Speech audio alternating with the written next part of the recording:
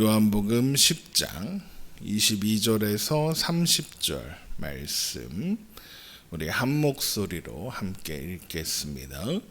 예루살렘에 수전절이 이르니 때는 겨울이라 예수께서 성전한 솔로몬 행각에서 거니시니 유대인들이 애워싸고 이르되 당신이 언제까지나 우리 마음을 의혹하게 하려 하나이까 그리스도이면 밝히 말씀하소서 하니 예수께서 대답하시되 내가 너희에게 말하였으되 믿지 아니하는도다.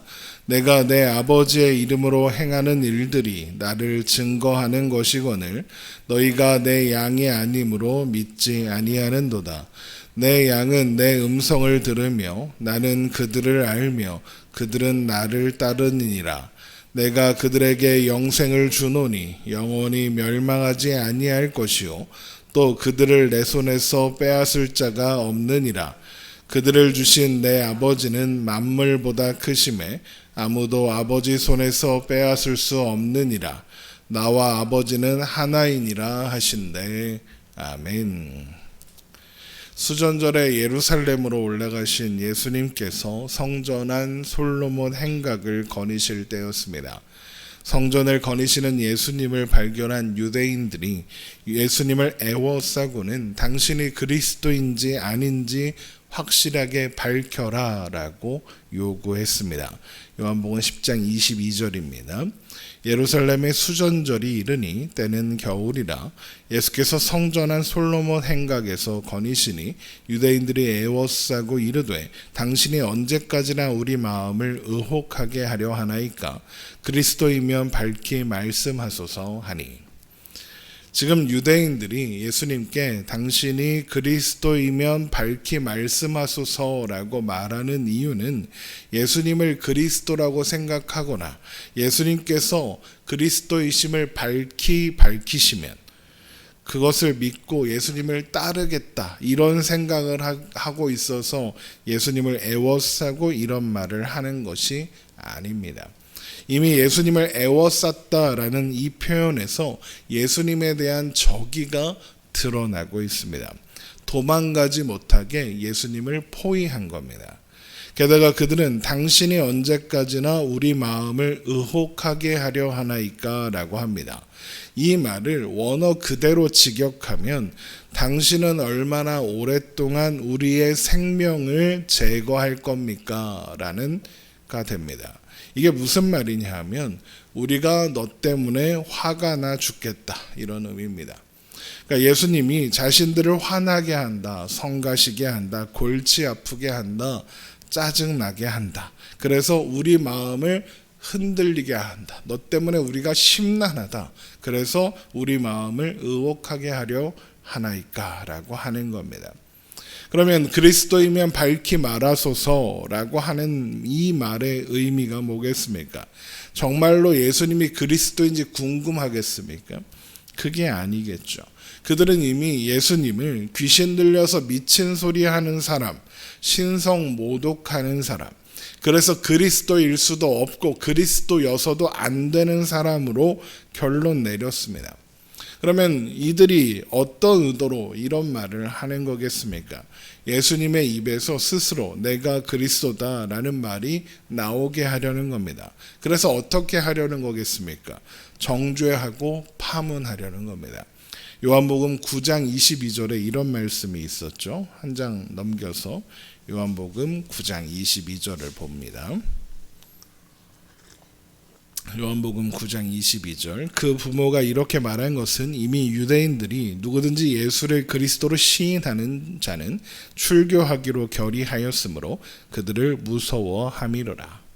그러니까 예수님을 제거하기 위해서 그리고 그 명백한 증거를 잡기 위해서 지금 예수님을 포위하고 네가 그리스도냐? 네 입으로 한번 말해봐라 라고 요구하고 있는 겁니다. 재미있는 것은 공교롭게도 유대인들이 예수님을 성가신 존재, 짜증나게 하고 골치 아프게 하는 존재라고 말하기 위해서 사용한 말, 당신이 언제까지 우리 마음을 의혹하게 하려 하나이까 이 말을 직역하면 당신은 얼마나 오랫동안 우리 생명을 제거할 겁니까? 라고 했었죠. 이 말이 사실이라는 겁니다. 이게 재미있는 거예요. 예수님은 생명의 주관자시고 심판하는 권한이 있으신 분이죠. 그래서 하나님 아버지의 뜻대로 심판하실 수 있는 분입니다. 우리 요한복음 5장 26절을 한번 봅니다. 요한복음 5장 26절. 요한복음 5장 26절. 아버지께서 자기 속에 생명이 있음 같이 아들에게도 생명을 주어 그 속에 있게 하셨고 또 인자됨으로 말미암아 심판하는 권한을 주셨느니라. 이를 놀랍게 여기지 말라. 무덤 속에 있는 자가 다 그의 음성을 들을 때가 오나니 선한 일을 행한 자는 생명의 부활로 악한 일을 행한 자는 심판의 부활로 나오리라.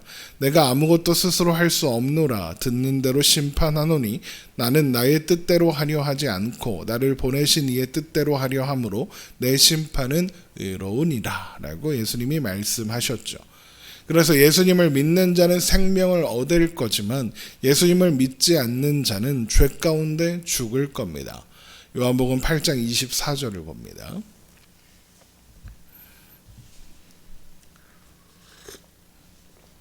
요한복음 8장 24절. 그러므로 내가 너희에게 말하기를 너희가 너희 죄 가운데서 죽으리라 하였노라. 너희가 만일 내가 그인 줄 믿지 아니하면 너희 죄 가운데서 죽으리라. 그러니까 오늘 본문에서 유대인들이 하는 말처럼 예수님은 그들의 생명을 제거할 권한이 있으신 분이다 라는 것을 확인할 수 있는 거죠. 그러니까 지금 예수님을 공격하기 위해서 사실 이 사람들이 이런 말을 하고 있지만 그 말은 맞는 말인 겁니다. 그래서 성경학자들은 예수님께서 성전을 거니실 때 유대인들이 예수님을 애워싼 이 일을 시편 118편의 말씀의 성취라고 설명하기도 합니다. 한번 찾아보죠. 시편 118편입니다. 시편 118편 10절 말씀입니다.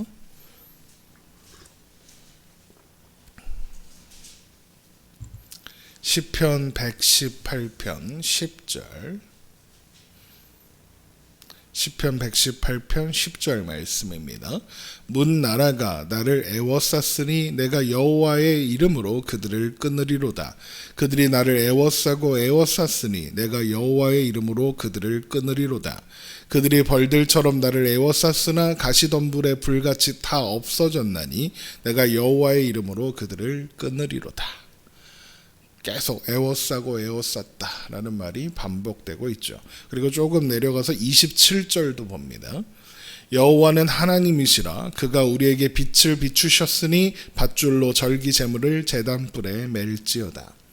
하나님께서 우리에게 빛을 비추셨답니다. 그런데 그 일을 위해서 뭘 해야 한답니까? 밧줄로 절기 제물을 제단불에 매랍니다. 이 두 가지 모두 예수님을 예표하는 표현입니다. 우리가 이미 잘 알고 있는 것처럼 예수님은 이 땅에 빛으로 오셨습니다. 그런데 그 일을 위해서 예수님이 하셔야 하는 일이 있죠. 바로 속죄의 제물로 죽으셔야 합니다. 지금 금방 읽은 시편 118편 밧줄로 절기 제물을 제단불에 맬지어다 라고 했습니다. 이것은 제물을 바칠 준비를 하기 위해서 제사 때 드리기 위한 어린 양을 제단불에 묶어 놓는 것을 의미합니다. 그러니까 시편 118편 27절은 빛으로 오셔서 하나님의 어린 양으로 십자가에 못 박히시는 예수님을 예표하고 있는 것이고, 그리고 그 전에 읽었던 시편 118편 10절 이하의 말씀은 대적들이 애워쌀 것이나 그들을 심판하시는 예수님을 예표하는 것이고, 바로 그 말씀이 지금 유대인들이 예수님을 애워싸는 장면을 통해서 성취되고 있는 겁니다. 그렇기 때문에 유대인들이 예수님을 애워싸고 또 협박하고 있지만, 그래서 예수님의 운명을 자신들의 손에 넣었다고 그들은 생각하고 있겠지만 실상은 그들의 운명이 예수님 손에 달려 있으며, 예수님의 운명은 그들이 아니라 예수님 자신, 예수님께서 선택하시고 의도하신 뜻 가운데 있다는 것을 우리는 알 수 있는 겁니다. 그래서 요한복음 10장 17절에 예수님께서 이런 말씀을 하셨던 겁니다. 요한복음 10장 17절로 돌아갑니다.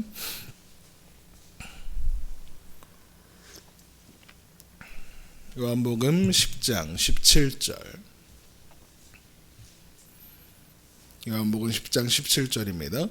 내가 내 목숨을 버리는 것은 그것을 내가 다시 얻기 위함이니 이로 말미암아 아버지께서 나를 사랑하시느니라. 이를 내게서 빼앗는 자가 있는 것이 아니라 내가 스스로 버리노라. 나는 버릴 권세도 있고 다시 얻을 권세도 있으니 이 계명은 내 아버지에게서 받았노라 하시니라. 그래서 예수님은 자신의 운명을 좌우할 수 있다고 믿고 있는 유대인들을 향해서 요한복음 10장 25절에서 이런 말씀을 하시는 겁니다.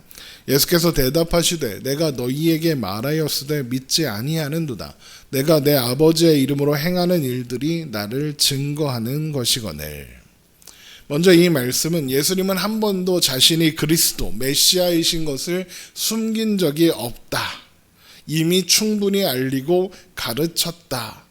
예수님이 밝히 말씀하시지 않은 게 아니라 그들이 믿지 않고 믿지 않은 거다. 듣지 않았다라고 말씀하시는 겁니다.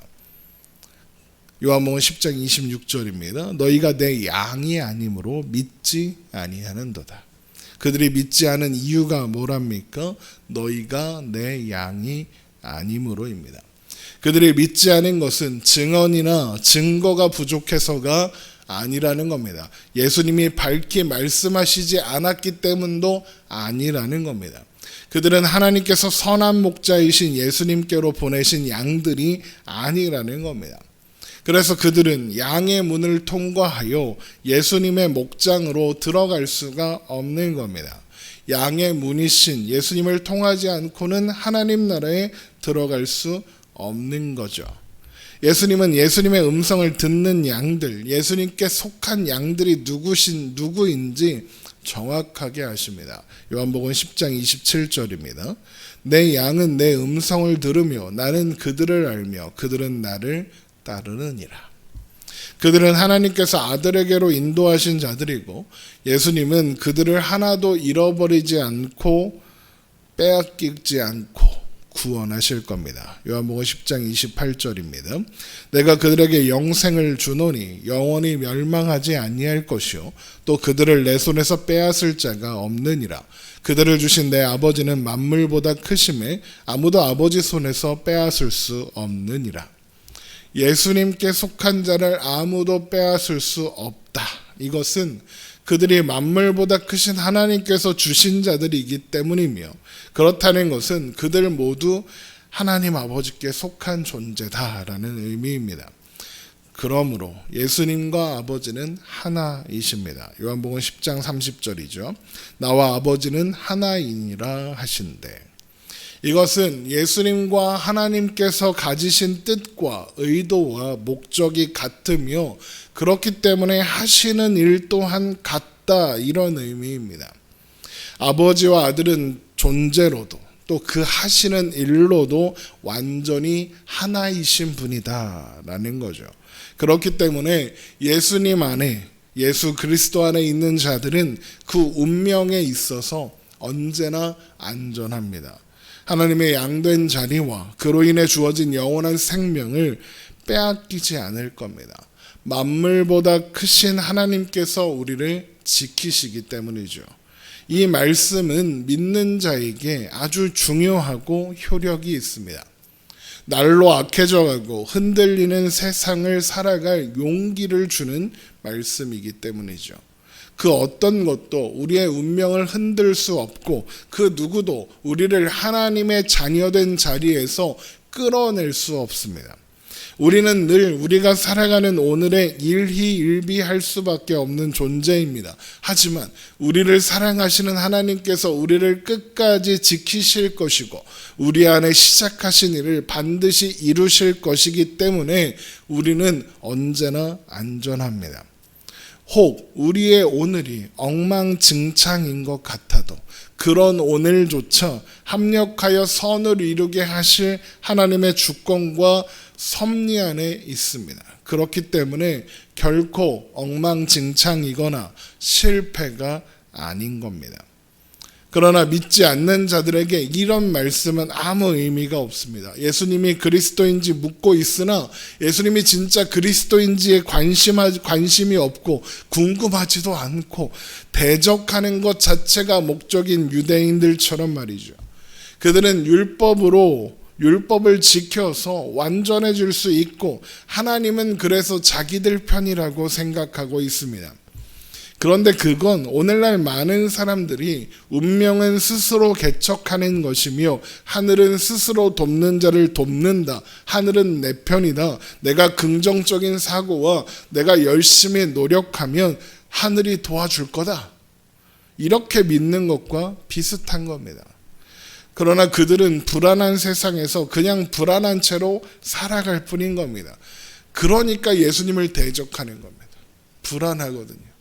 예수님이 진짜 그리스도일까봐 불안하거든요. 그래서 예수님이 그리스도면 안 된다라고 주장하고 있는 겁니다. 나는 하나님의 백성이다. 나는 아브라함의 자손이다. 그러므로 나는 안전하다. 그러면서도 유대인들은 예수님을 메시아로 믿을 수 없고 예수님을 메시아여서도 안 되는 겁니다. 왜? 불안하니까요. 예수님께서 자신들이 누리고 있는 것을 빼앗아 갈까봐 두렵습니다. 기득권과 자격을 빼앗길까봐 무섭습니다. 그들은 스스로 당당하고 스스로 안전하다고 하나님은 내 편이다 라고 말하고 있지만 사실은 불안한 겁니다.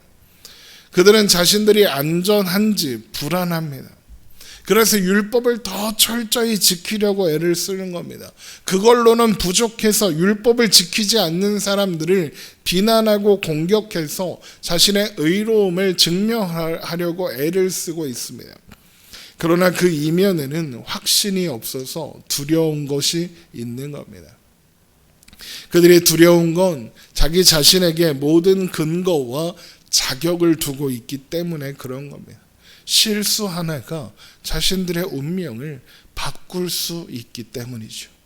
그런데 여러분, 신자는 두렵지 않습니다. 신자는 불안하지 않습니다. 우리의 운명이 우리의 손에 달려있지 않기 때문에 그렇습니다. 우리의 운명은 예수님께 달려있고 하나님께 달려있습니다. 그런데 만물보다 크신 하나님께서 우리는 안전하다, 너희는 안전하다 하십니다. 그 누구에게서도 빼앗기지 않겠다고 하십니다. 그러므로 두려워하지 말아라 하십니다.